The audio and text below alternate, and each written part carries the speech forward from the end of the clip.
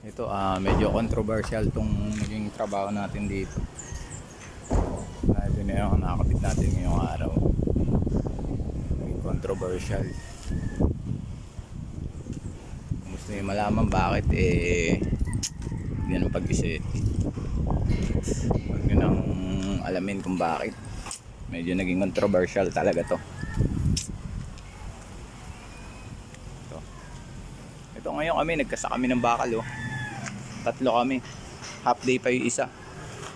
Ito, nakabitan na natin. Yan. Ayan yung forma ng mga bakal natin. Mga setup. Sa baba nun, lalagyan na lang natin yan. Kaso hindi pa natin gagad na una gawa ng kailangan ng patungan dyan. Pagpaplanuhan muna natin paano natin isikakasa yung bakal dito sa ilalim ng 2x6. Ayan, naka 3/4 tayo nung bububungan.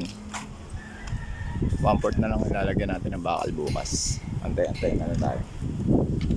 Mga gamit natin.